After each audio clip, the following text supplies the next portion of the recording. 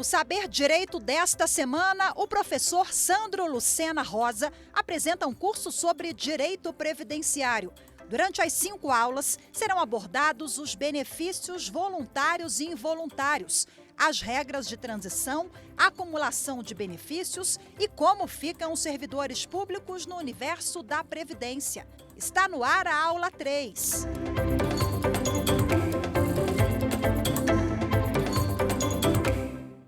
Fala, meus segurados, sejam bem-vindos, queridos alunos, à nossa terceira aula aqui do Saber Direito sobre a reforma da Previdência.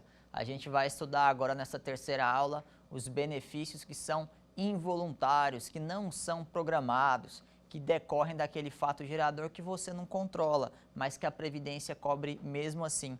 Lembra que a gente conversou na primeira aula que a Previdência é como se fosse um seguro? O que é o INSS, né? É o Instituto Nacional do Seguro Social. Então, se você tem alguma contingência, algum risco que acontece, o INSS cobre também. Então, não é só a aposentadoria, não são só essas questões programadas.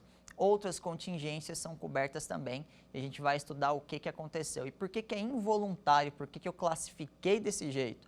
Porque são situações que ninguém quer passar. Ninguém aqui quer passar por doença, ninguém aqui quer passar por morte. E ninguém aqui quer chegar um belo dia, fazer um aniversário e receber como se diz assim, um muito obrigado, valeu, mas nessa idade para mim não serve.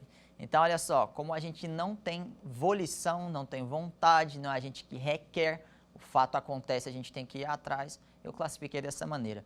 São os benefícios não programados. E o que a gente vai ver dentro desse contexto, os benefícios não programados?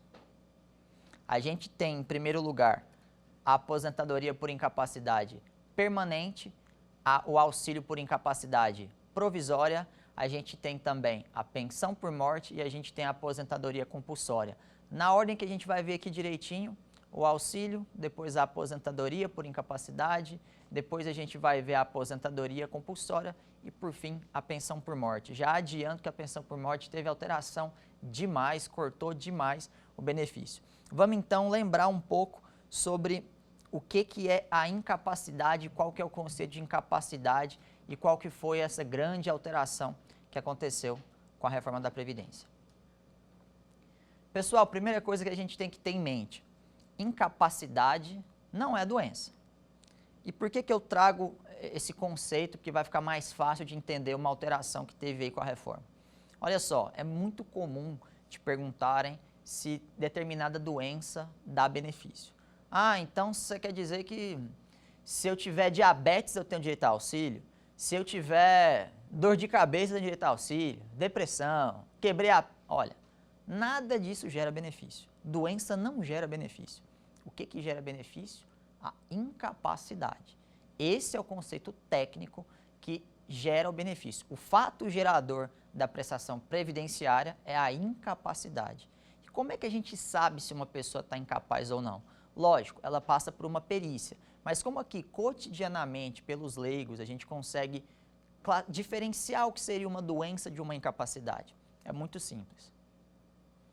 A incapacidade, ela decorre do impacto que essa doença ou acidente, ela acontece aí no seu trabalho, na sua atividade habitual. Então, eu vou te dar um exemplo.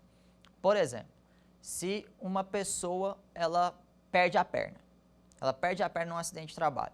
Se ela perde a perna e ela é jogadora de futebol, concorda comigo que ela não vai conseguir trabalhar aí por um tempo razoável, certo? Se é que ela vai conseguir voltar a trabalhar, porque aquela é a atividade habitual dela. Como é que um jogador de futebol, ele vai ficar sem a perna na atividade habitual dele, nas atividades regulares dele de jogador? É uma situação. Agora imagina, por exemplo, um telefonista. Naturalmente que ele vai ter uma redução da capacidade de trabalho, terá outros empecilhos de outra ordem, mas ele conseguiria ali atender o telefone e ligar. Então veja que para um mesmo evento, a depender de qual é a atividade habitual, qual que é aquele ofício que a pessoa tem, se manifesta de forma diferente para duas pessoas. E o que vai gerar o benefício é a incapacidade, que tecnicamente é esse impacto quando ele acontece por mais de 15 dias consecutivos. Então olha só, se você até 15 dias teve aí um atestado, uma situação assim, a empresa sustenta. Depois de 15 dias, quem tem que segurar isso já é a Previdência Social. Então vejam, a doença pode não incapacitar. Ela pode ou não incapacitar, depende de qual é a sua atividade habitual. Bem, e o que mudou, né, na primeira questão aí da reforma da Previdência no que tange à incapacidade? A nomenclatura. Antigamente, a gente chamava o benefício de auxílio-doença ou auxílio ou aposentadoria por invalidez.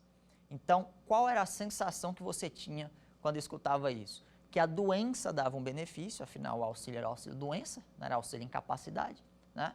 Ou a invalidez gerava o benefício, afinal não era incapacidade permanente, era você ser inválido. Esse nome é até pejorativo, às vezes você fala para a pessoa, olha, eu vou te aposentar por invalidez porque vai ser melhor, você vai ganhar mais. Ele fala assim, não, mas eu não sou inválido, eu não quero ser inválido, ninguém quer ser inválido. Então tá até uma pecha no nome que ninguém quer ser associado a isso. Então andou bem a reforma da Previdência em trocar a nomenclatura, porque tecnicamente está adequado e segundo reflete aquilo que realmente é. O que a gente tem que ver é se a pessoa está incapaz e se essa incapacidade é temporária ou ela é permanente, certo? E o que é uma incapacidade temporária ou uma incapacidade permanente?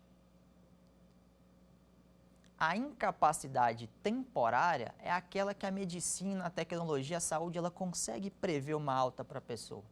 Por exemplo, se uma pessoa tem esse caso que quebrou a perna, se o jogador de futebol ele quebrou a perna, dá para ele ir para o departamento médico e fazer uma certa previsão, né? Olha, no departamento médico a gente vai ter aqui sei lá, 6 meses ele recupera com uma cirurgia, isso. Então a incapacidade dele ali é temporária, ele vai ficar mais de 15 dias, mas você consegue prever ali mais ou menos, né, em quanto tempo ele vai se recuperar. Lógico, eu sei que jogador de futebol, alguns estão virando médico de tanto no departamento médico, mas, apesar disso, brincadeiras à parte, a gente consegue prever ali minimamente essa recuperação. Agora, na incapacidade permanente, né, a temporária, essa primeira questão, a permanente, a gente já não consegue prever.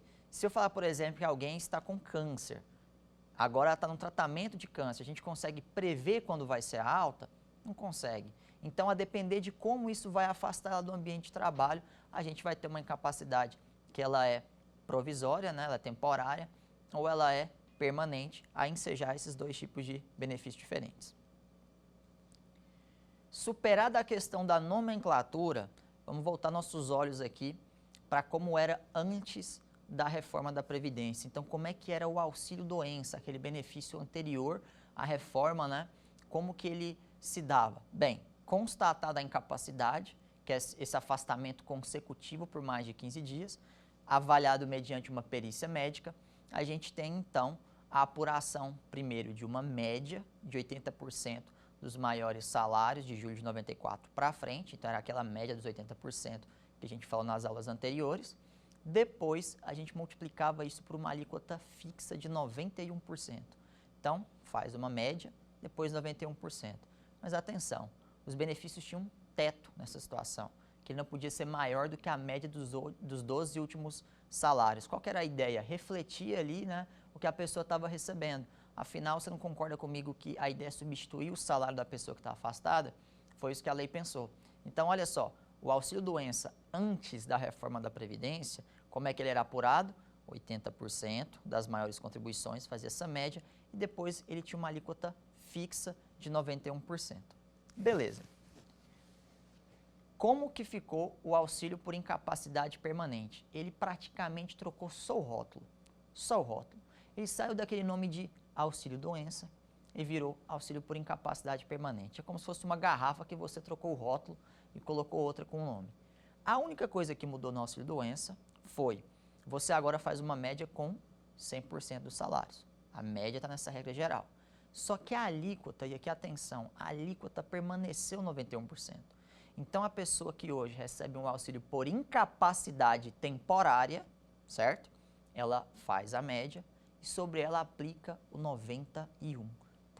É assim que é calculado mesmo hoje o benefício da incapacidade temporária, tudo bem? Certo? E a aposentadoria por invalidez? A aposentadoria por invalidez era aquela situação em que a gente não prevê a alta, aí utilizando aí a tecnologia, a medicina, não sabe quando a pessoa vai recuperar. Como que se fazia? Olhava a questão da média de 80% dos maiores salários e sobre essa média aplicava uma alíquota de 100% e não de 91%. E qual que é a diferença? Por que que isso muda? Ora, se eu estou afastado temporariamente, beleza, eu vou voltar a trabalhar um dia, então meu benefício pode ser menor, mas se eu não vou voltar a trabalhar, se não consegue prever quando eu vou voltar a trabalhar, aí seria o caso de pagar mais. Vocês não concordam comigo que a invalidez, né, no termo antigo, ela é mais pesada do que a doença? Uma coisa é você estar doente, outra coisa é você estar inválido, então naturalmente tinha que ter um benefício maior nesse sentido. Esse era o raciocínio que sentia. Agora, depois da reforma da Previdência, a coisa mudou. Depois da reforma da Previdência, primeiro, o auxílio virou auxílio por... auxílio não, é uma aposentadoria por incapacidade permanente. É aquela ideia, a incapacidade ela é temporária ou ela é permanente. E no caso da aposentadoria por incapacidade permanente, a gente tem primeiro a apuração da média na regra geral, 100% dos maiores salários, de julho de 94 até a data de entrada do requerimento. Porém, o que mudou demais foi a alíquota, pessoal. A alíquota é onde a coisa ali degringolou e deu discussão. Por que que eu te falo isso? Olha, tem duas regras a depender nessa questão da incapacidade. A primeira enquadra agora na regra geral das aposentadorias. É aquela alíquota dos 60 mais 2% para cada ano que exceder. Isso é muito difícil, porque pode diminuir demais o valor do benefício. Às vezes a pessoa cumpriu a carência há pouco tempo, às vezes pagou um pouquinho só, ela vai receber um benefício já com um recorte de 40% para fora. Só tem uma exceção, que a alíquota vai ser de 100% e não nessa conta geral de 60% mais 2%, que é quando decorrer de acidente de trabalho, doença profissional ou doença do trabalho. Nesses casos, aí sim aplica-se uma alíquota de 100% sobre a média. Então, a regra geral é o 60% mais 2%. Excepcionalmente, a gente fala de doença do trabalho, doença ocupacional, acidente de trabalho, vai pegar esse 100% da média.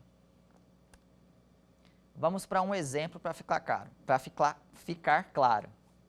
Imagine a Cristina, uma segurada de 25 anos de idade que pagou só 20 contribuições.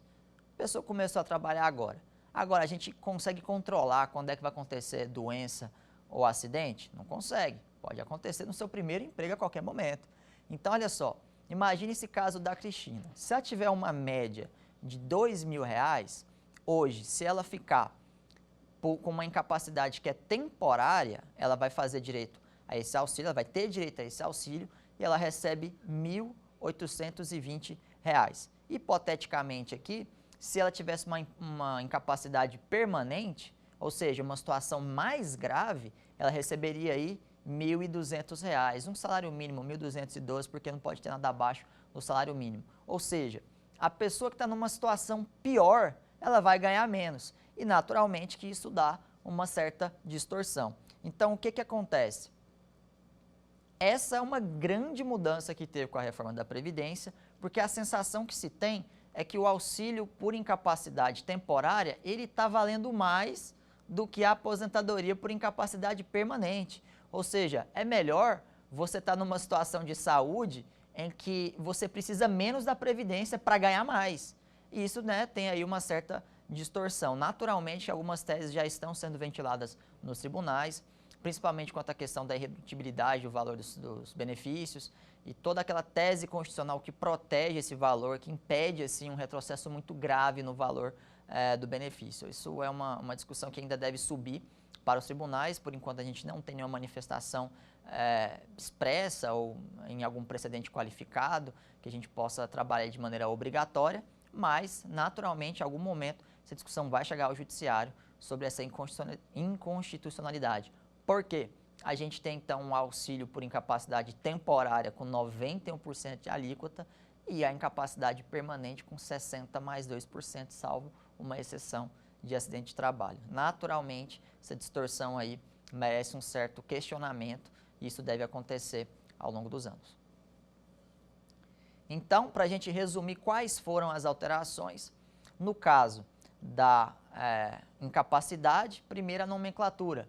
Antigamente era doença e invalidez. Segunda questão, se temporária, o fato gerador for uma incapacidade temporária, o auxílio-doença era 91% a alíquota. E se fosse uma situação permanente, a alíquota seria de 100%. Diferente do que acontece hoje com a incapacidade temporária e permanente. Primeiro trocou o nome para esses benefícios, os benefícios agora chamam auxílio por incapacidade temporária e aposentadoria por incapacidade permanente, tecnicamente ficou até mais adequado, só que a alíquota da incapacidade temporária ficou 91% e a alíquota da incapacidade permanente, ela caiu para a regra geral dos 60% mais 2%, ou seja, há uma redução real no valor do benefício, essas que foram as grandes alterações no que tange à incapacidade, tudo bem? Agora vamos falar de um outro assunto muito interessante e que também sofreu uma pacificação parcial na reforma da Previdência, que é o caso da aposentadoria compulsória. Pessoal, a aposentadoria compulsória, ela decorre do seguinte sentido, eu sei que é controversa a justificativa de existir a aposentadoria compulsória, mas é o seguinte, a administração pública ela é regida pelo princípio da eficiência, então ela tem que ter ali os melhores servidores, mais aptos, atualizados e tudo mais. Presume-se na Constituição Federal que depois de uma determinada idade tem que ventilar e fazer novos concursos. E o nome dessa presunção, ela é uma limitação etária que acontece ali, que você não pode trabalhar no serviço público depois disso, nem um dia a mais. Então, olha só, no artigo 40 da Constituição Federal, em sua redação original e com as alterações que precederam aí a emenda constitucional 88, que a gente vai ver qual que é, tinha essa previsão de que poderia se aposentar compulsoriamente o servidor público, titular de cargo efetivo, quando ele completasse 70 anos de idade.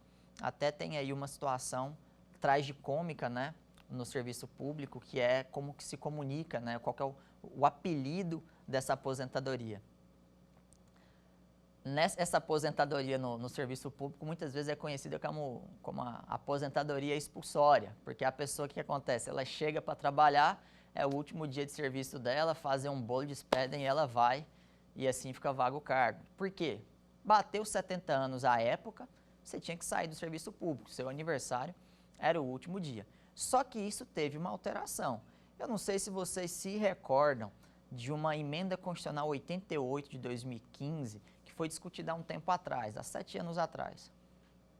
A emenda constitucional 88 de 2015, ela trouxe, né, ela ficou popularmente conhecida como PEC da Bengala. Você deve se lembrar da PEC da Bengala.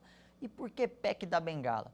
Porque ela tinha por objetivo expandir esse limite etário de 70 para 75 anos. Então, a PEC da Bengala, ela teve primeiro, né, a expansão, a discussão, né, dessa expansão para os 75 anos. Beleza, mas como que se deu essa alteração na prática? Porque veio a PEC, ela alterou para umas pessoas, depois a coisa mudou. Como que se deu isso tecnicamente falando?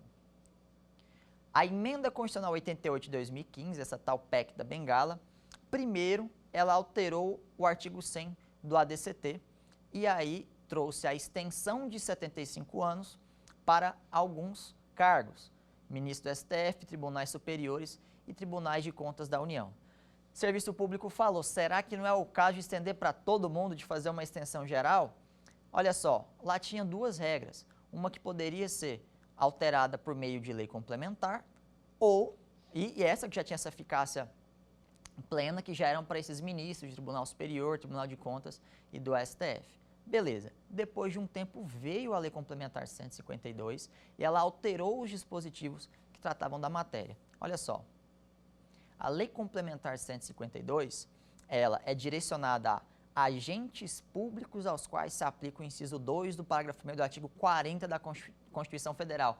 E o que é esse artigo 40 da Constituição Federal? Ele é o regime básico constitucional dos servidores públicos. É lá que está instituído o regime próprio dos servidores públicos. Então, lá no artigo 40, é onde que a gente vai falar de aposentadoria compulsória. Beleza. E no artigo 2º, a quem que ela se direciona? A titulares de cargo efetivo. Aí eu te pergunto, empregado público ele é titular de cargo efetivo? Porque tem uma diferença. Quem são os empregados públicos? Existem alguns tipos de trabalhadores que, embora vinculados à administração pública, eles contribuem para o regime geral de previdência social. Eles contribuem para o INSS. Então, em vez de ele pagar para o regime próprio de previdência social, ele paga para o INSS, ainda que ele tenha um vínculo trabalhista com o Estado. Por exemplo, o pessoal do Correios, eles são seletistas, ainda que tenha concurso público. Eles estão vinculados, estão na estrutura da administração pública, mas eles pagam para o INSS. O pessoal que trabalha em autarquia, muitas vezes em fundação, sociedade de economia mista. Então, essa parte que o Estado, ele entra no domínio econômico principalmente, normalmente ali a gente tem seletistas, certo? E esses são os empregados públicos. A discussão é, se a aposentadoria compulsória, ela está prevista lá no artigo 40 da Constituição Federal, ela se aplica a empregados públicos também, porque o artigo 40 é direcionado a titular de cargo efetivo. Ele é direcionado àqueles agentes públicos que prestaram concurso, que são estatutários. Quem contribui para o regime geral de previdência, ele tem essa limitação etária ou não? Isso foi uma discussão. Sempre defendi, inclusive em artigos acadêmicos, de que não se aplica a aposentadoria compulsória a empregados públicos, pelo menos não se aplicava. Por qual razão? Primeiro, falta de previsão legal. Onde que a gente encontra ali os empregados públicos? No artigo 201 da Constituição Federal. E o que se estendeu a limitação etária, principalmente no que tange aí a essa alteração da Lei Complementar 152, foi precisamente aplicar aos servidores que têm cargo efetivo, que trata o artigo 40. O artigo 40 não trata de empregado público. Então, esse é o ponto. Se a gente tiver uma interpretação sistemática, a gente vai ver que ali é direcionado para quem é estatutário, quem é concursado, que é um outro regime, um outro raciocínio, uma outra situação. Agora, além disso, não tem nenhuma vedação legal para que o empregado ele continue trabalhando no regime geral de previdência. Ele poderia ali se aposentar e continuar trabalhando sem nenhum problema. A gente vai ver isso em outra aula, que depois tivemos alguma limitação nesse sentido. Mas, até então, não tinha nenhuma discussão sobre esse sentido. E qual que é a grande novidade no que tange a aposentadoria compulsória? Até antes de falar da novidade, ressaltar que o tema 763 ele foi enfrentado pelo Supremo Tribunal Federal no recurso ordinário 786540, de relatoria do ministro Dias Toffoli, em 2016, que ele enfrentou exatamente isso. Aplica para comissionado? Porque a pessoa que está em cargo em comissão, ela entra no artigo 40, o que foi decidido é que não, que o artigo 40 é para servidor público. Quem quiser ser comissionado pode ter 80, 90 anos de idade, que não tem problema. Agora, o comissionado também é vinculado ao regime geral de previdência. Então, em 2016, isso foi enfrentado e, nesse sentido, foi excluído da aplicação aquele comissionado que não está vinculado aí ao regime próprio de previdência. E qual que é a grande novidade na aposentadoria compulsória de empregados públicos na reforma da Previdência? A reforma da Previdência teve a seguinte alteração: inseriu o parágrafo 16 no artigo 201 e agora aplica-se àqueles que são empregados de consórcios públicos, empresas públicas e sociedades de economia mistas e suas subsidiárias. Então agora tem uma previsão de que eles serão aposentados compulsoriamente quando atingirem a idade máxima lá do artigo 40. E qual que é a idade máxima do artigo 40? 75 anos. Por qual razão? Quando veio a Lei Complementar 152, a gente ficou com uma redação mal feita. Ficou lá no inciso 2º o seguinte: 70 ou 75 anos na forma da Lei Complementar. Compreendem? E a emenda constitucional que fez essa alteração não limpou. E nem a reforma da Previdência limpou essa redação e botou 75. Lá está 70 ou 75. E o que você vai aplicar? A idade máxima e não a idade mínima que trata esse dispositivo, certo? Então, qual que é a grande alteração? Agora, indene de dúvidas, a gente tem aposentadoria compulsória para empregados públicos. Por quê? Inseriu-se ali o parágrafo 16 no artigo 201 e no artigo 201 tem essa previsão expressa de que se aplica. Aplica-se a qual idade? Quando bater 75 anos de idade, que é a idade máxima, que está lá no artigo 40. Agora, tem uma questão que ainda vai ser enfrentada e que eu já chamo a atenção para vocês irem pensando como dever de casa. Esse parágrafo 16 do artigo 201, ele fala de empresa pública, ele fala de sociedade de economia mista, ele fala de consórcio público e suas subsidiárias, ou seja, aquela parte da administração pública indireta que está mais ligada ao domínio econômico. Tudo bem, mas e a administração direta? E a fundação pública? E a autarquia? Por que que o legislador não inseriu nesse mesmo texto esses entes da administração pública indireta? Agora a gente tem uma discussão se há uma restrição ou se há aí, né, uma ampliação da compulsória. Porque ele poderia muito bem ter escrito o seguinte, olha, aplica compulsória a empregados públicos. E a gente sabe que empregado público é todo mundo. Só que ele não fez isso. Ele excluiu, ele deixou um tipo, uma parte da administração pública indireta. E aí, com certeza, também teremos discussões sobre a aplicabilidade disso na Justiça do Trabalho, nos tribunais superiores. Por qual razão? A gente tem toda a segurança do mundo para falar, por exemplo, que um funcionário do Correios, ele trabalha até 75 anos, mas um funcionário de Detran, eu já não consigo falar isso porque a gente não tem certeza, né, que o legislador quis isso. Então, olha só, foi um silêncio eloquente ou, na verdade, tem uma ampliação que vai ter que ser feita aí pelos tribunais, é algo que o Poder Judiciário ainda vai enfrentar. Então, resumindo, a aposentadoria compulsória para aqueles que ela se aplica a empregados após 3/11/2019, que foi quando ela foi instituída com a alteração do artigo 201, inserindo o parágrafo 16. A administração direta, fundação pública e autarquia não compõem essa redação, então não é clara a aplicação a esses. Pode ser que eventualmente ocorra uma ilegalidade nesse desligamento. E lembrando que a idade é 75 anos, porque o que fala no parágrafo 16 é a idade máxima. E se lá tem 70 ou 75 anos, eu tenho certeza que vocês concordam comigo que 75 é maior que 70 e naturalmente trabalha-se até os 75 anos de idade por ser a idade máxima. Beleza? Então essas são as alterações da aposentadoria compulsória. Agora vamos conversar um pouco sobre um outro benefício que foi profundamente alterado com a reforma da Previdência e que chama a atenção de todo mundo porque invariavelmente qualquer pessoa que está aqui escutando vai ter que lidar com essa situação, que é o fato gerador do óbito, da morte. Pessoal, a pensão por morte, ela é um benefício que é pago aos dependentes. Qual que é o fato gerador que enseja esse pagamento da prestação previdenciária? O óbito, a morte. Então, olha só, se eventualmente alguma pessoa era segurada da Previdência e ela falece, a família tem ali um decréscimo na renda.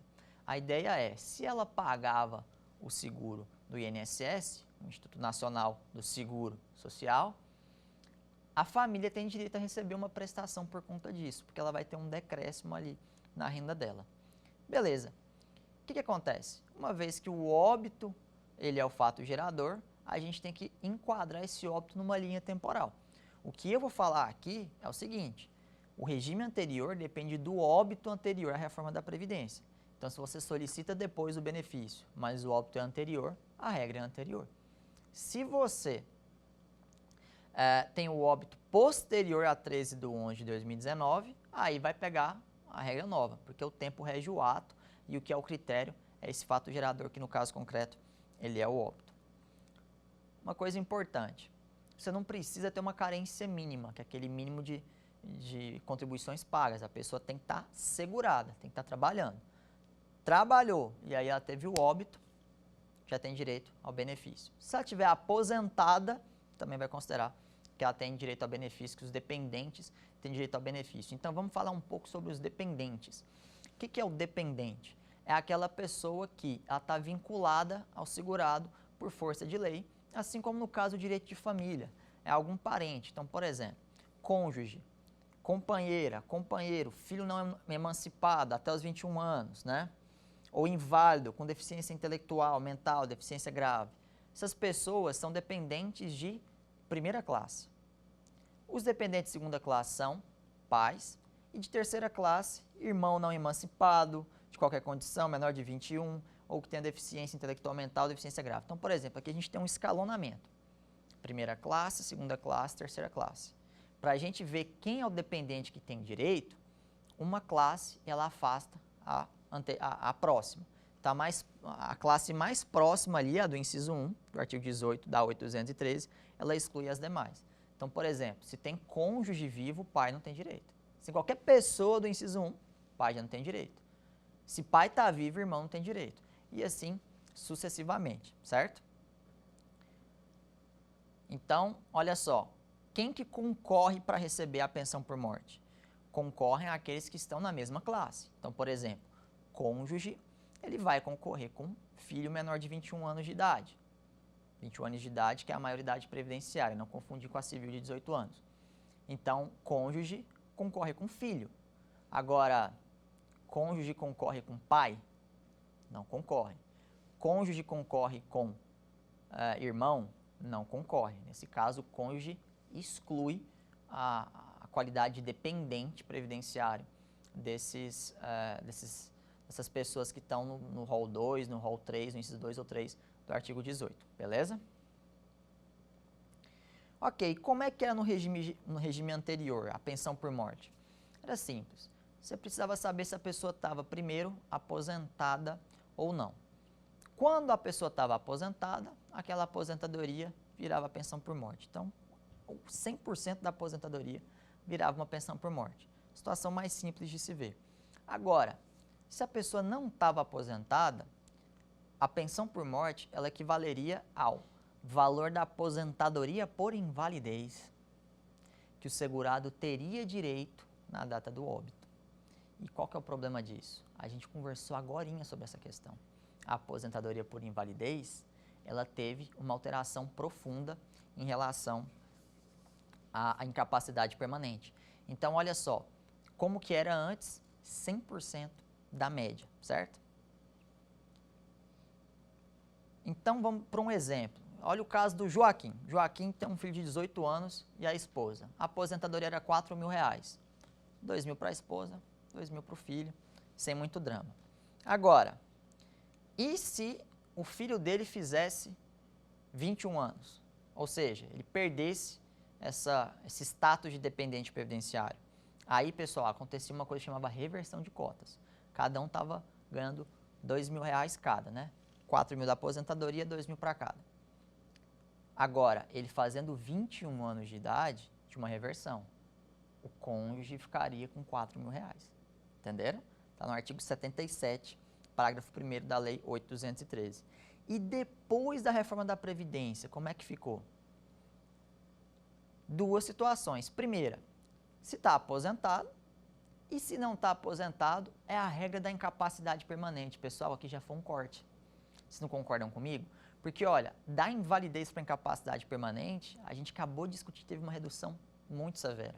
E se a pensão por morte agora ela é baseada na aposentadoria por incapacidade permanente, o que acontece? O benefício tende a reduzir. Então, se a pessoa é aposentada, é uma situação. Se a pessoa não está aposentada, valor da incapacidade permanente. Só que, como se diz, né? Até aí tudo bem. Até aí estava bom. A reforma da Previdência trouxe mais uma facada, que foi instituir a cota por dependente. Como é que funciona?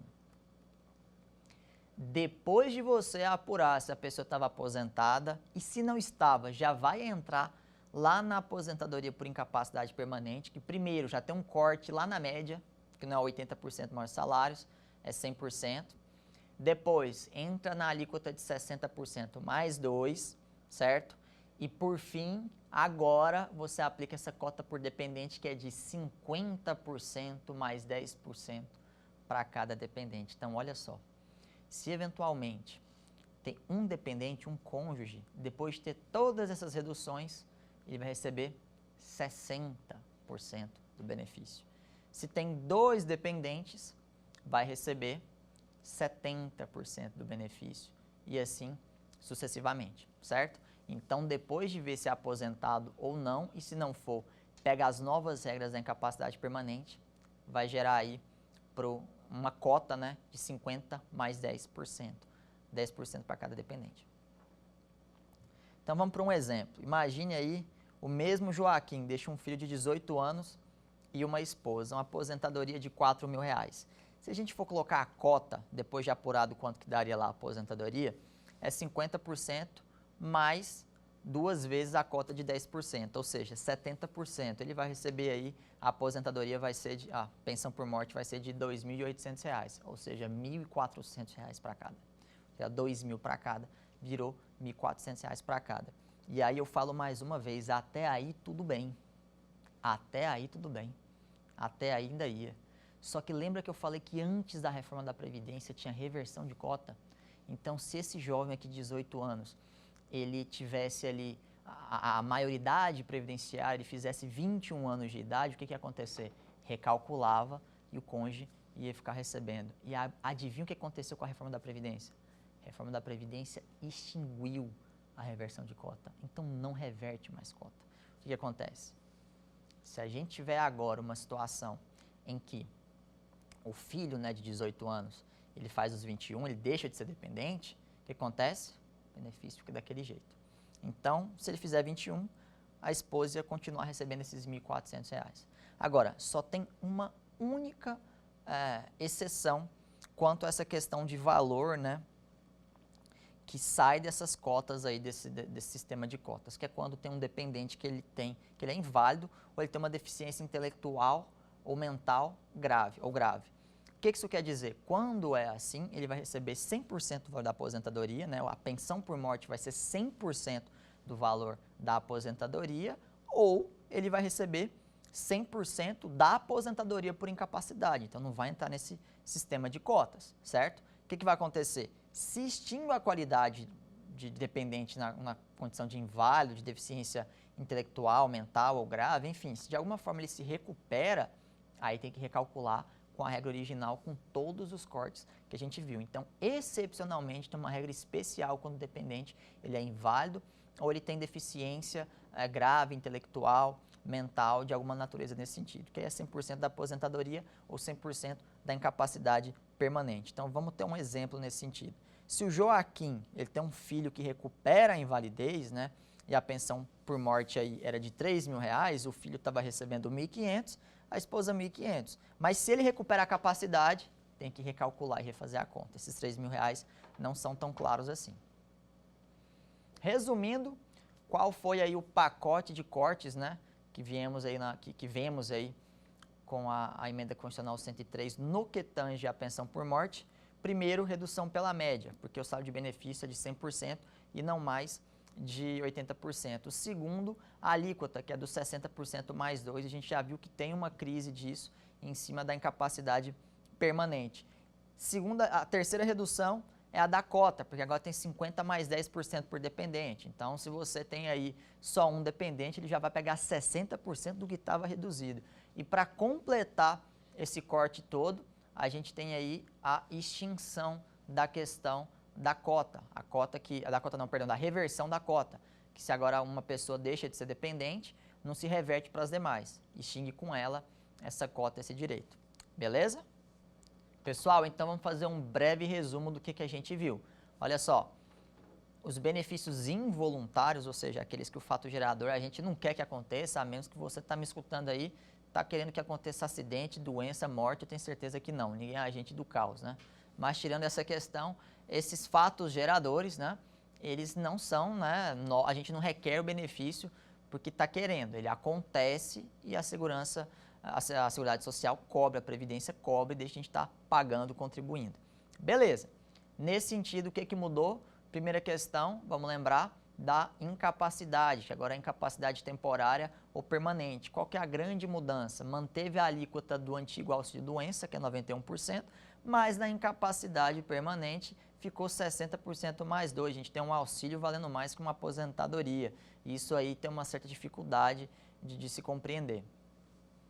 Segunda grande alteração, a celeuma da aposentadoria compulsória foi pelo menos parcialmente resolvida, porque agora ela está lá no artigo 201 da Constituição Federal, Ou seja, a gente tem o parágrafo 16 na parte do regime geral de previdência, que se direciona a empregados públicos, porém, a empregados públicos de empresas públicas, sociedades de economia mista e também os consórcios públicos e suas subsidiárias. Evidentemente que, se a gente tem nesse contexto alguém da administração direta, por exemplo, ainda não está claro. E lembrando, a alteração é aos 75 anos de idade. É a idade máxima lá do artigo 40 e entre 70 e 75, 75 é maior.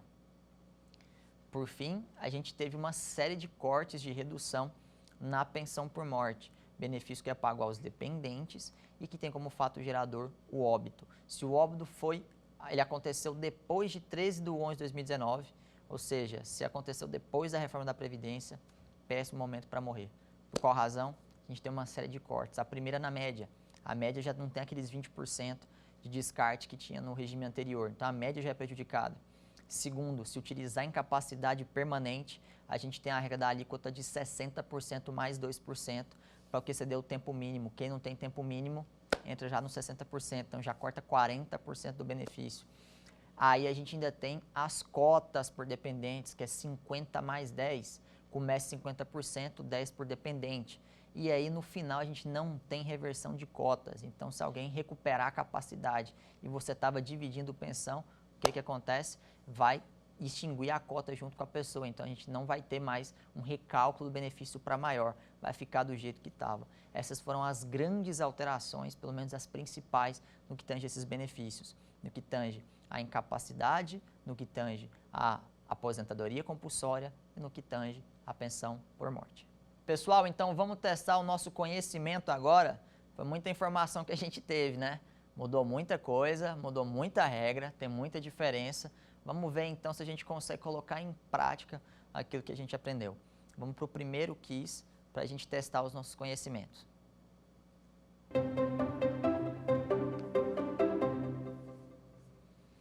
Pensão por morte após a reforma da Previdência, emenda constitucional 103 de 2019, considera o valor da aposentadoria recebida pelo segurado, servidor ou aquele a que teria direito, se fosse aposentado por incapacidade permanente na data do óbito, aplicando-se uma cota familiar de A. 60 mais 20% por dependente, B. 70 mais 10% por dependente, C. 50 mais 10% por dependente, D. 60 mais 2% por ano de contribuição que superar 15 anos.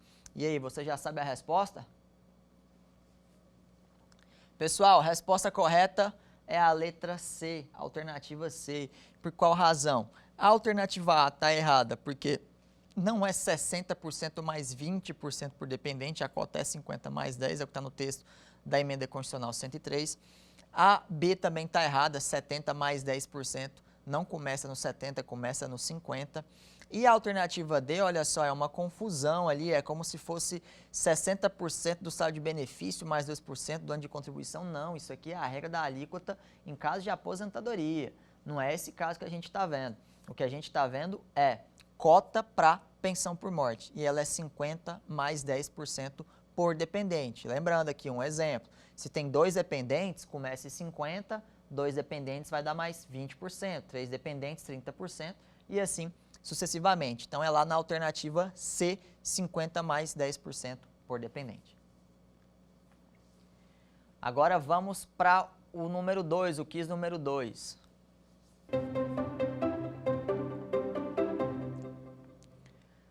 A aposentadoria compulsória se aplica a empregados públicos quando implementar a idade de A. 72 anos, B.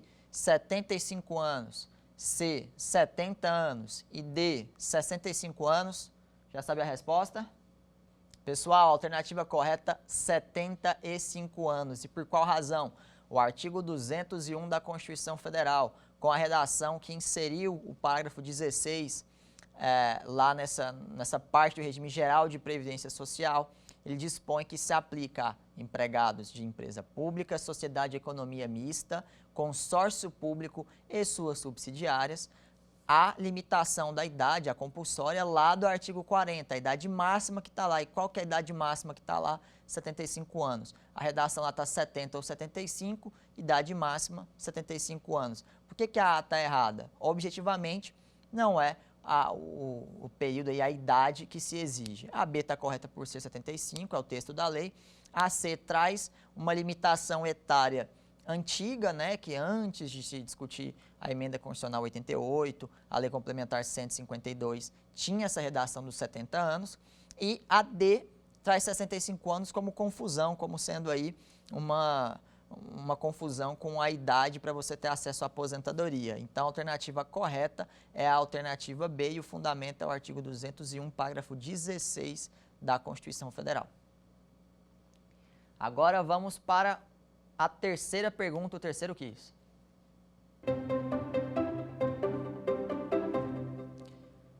A aposentadoria por incapacidade permanente é calculada considerando: letra A, 100% do salário de benefício. Letra B, 91% do salário de benefício. Letra C, 60% do salário de benefício mais 2% para cada ano que exceder 20 anos, se for homem, ou 15 anos a mulher. E letra D, 50% do salário de benefício mais 10% para cada ano que exceder 20 anos, se homem, 15 anos se mulher. Já sabe a resposta aí? Essa aí tá fácil. Pessoal, correto é a alternativa C, 60% do salário de benefício mais 2% para cada ano que exceder o tempo mínimo, se 20 ou 15 anos, se for homem ou mulher, respectivamente. Como é que a gente chega nessa conclusão? Primeiro enunciado, a aposentadoria por incapacidade permanente. Só aqui eu sei que está falando da regra nova. Só aqui eu já sei que está falando de emenda constitucional 103 para frente. Antigamente era invalidez. Então, aposentadoria por incapacidade permanente, né? A gente já sabe qual regime jurídico a gente está tratando. 100% de salário de benefício? Não. Esse 100% do salário de benefício, lembrando, salário de benefício é a média. Salário de benefício quer dizer a média aritmética simples dos benefícios, etc. Então, 100% não, era da invalidez. 91% não, é do auxílio-doença e do auxílio por incapacidade temporária, agora com o nome, né, com o regime depois da reforma da Previdência. Letra C, sim, porque caiu na alíquota da regra geral, caiu na alíquota dos 60% mais 2% para cada ano que excedeu o tempo mínimo. Então, sim, está correto.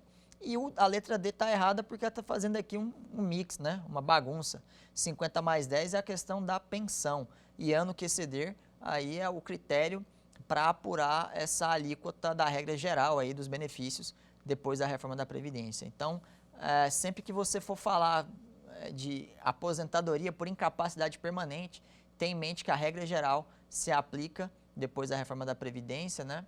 Então, é 60% mais 2 que excedeu o tempo mínimo. Tranquilo, né, pessoal?